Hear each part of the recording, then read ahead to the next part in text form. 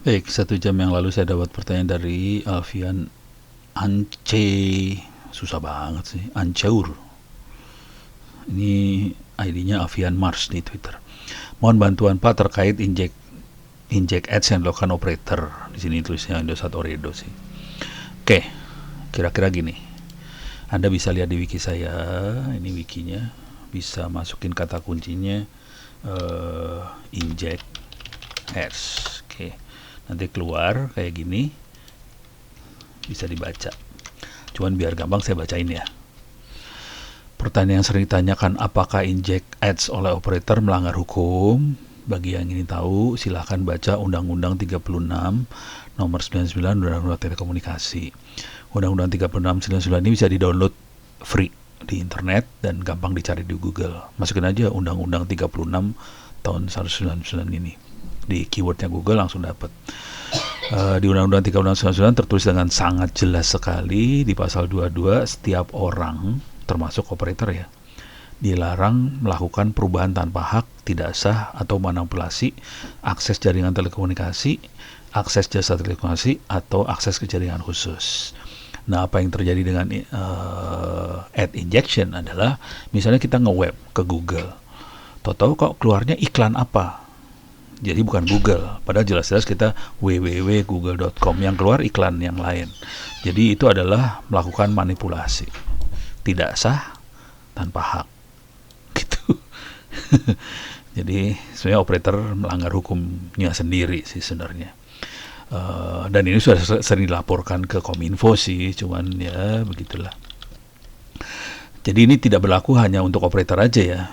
Tiap orang operator juga tidak boleh melakukan manipulasi traffic. Oke. Artinya inject ads merubah traffic internet. Inject ads itu merubah traffic internet dan merupakan pelanggaran Undang-Undang 22 di atas. Sanksinya juga jelas-jelas ditulis di undang-undang tersebut.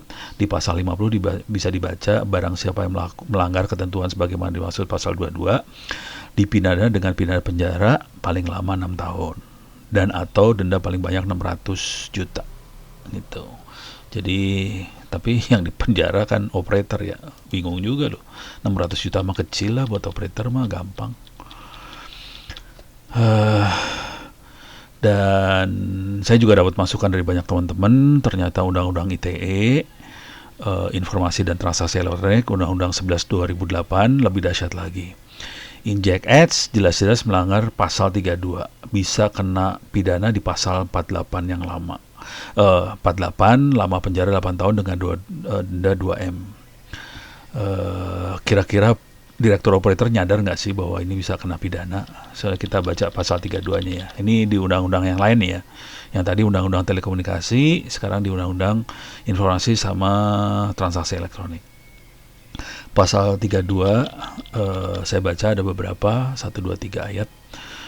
Tiap orang dengan sengaja tanpa hak melawan hukum dengan cara mengubah, menambah, mengurangi, dan melakukan transaksi, merusak, menghilangkan, memindahkan, menyembunyikan suatu informasi elektronik atau dokumen elektronik milik orang atau milik publik. Jadi ini sudah menambah, mengurangi, melakukan transmisi, merusak, menghilangkan, memindahkan, menyembunyikan informasi elektronik atau dokumen elektronik milik orang lain atau milik publik.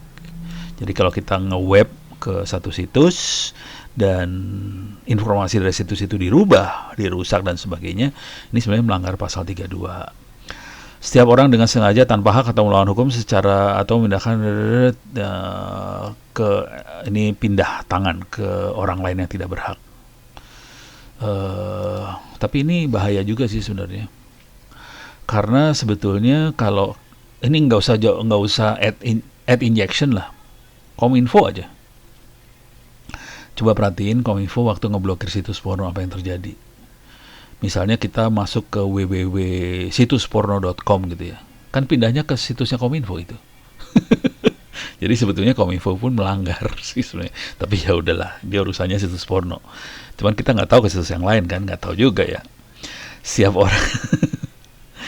orang dengan sengaja tanpa hak melawan hukum secara ini kalau ini ngopi transfer informasi ke orang lain. Oke, jadi yang kena benar di pasal 1. Terhadap perbuatan dimaksud dengan pasal 1 yang mengakibatkan terbukanya atau informasi bersifat rahasia menjadi dapat diakses publik. konten yang tidak sebagaimana mestinya. Jadi yang tadinya rahasia jadi bisa diakses publik. Oke.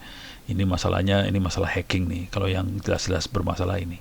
Tapi jujur itu bukan hanya ad injection ya, jadi segala sesuatu yang merubah informasi, apakah itu ad injection, tadi Kominfo, akses ke situs porno dirubah, itu sebenarnya melanggar hukum sih sebenarnya. Kalau kita lihat pasal 48, setiap orang yang memenuhi unsur sebagaimana dimaksud pasal 32 ayat 1 dipidana dengan pidana penjara paling lama 8 tahun dan atau denda paling banyak 2 miliar rupiah. Jadi di undang-undang ITE lebih parah lagi sih. Di undang-undang telekomunikasi hanya berapa tadi? 600 juta ya. 600 juta 6 tahun, undang-undang ITE lebih parah sih. 8 tahun 2 miliar. Jadi demikian. Jadi bukan hanya blokir situs porno ya, blokir situs, bukan hanya ad injection, blokir situs porno dan sebagainya juga kena sih sebenarnya. Itu. Mudah-mudahan bisa memberikan gambaran buat Mas Alfian Anceur tentang inject ads yang dilakukan operator, gitu ya.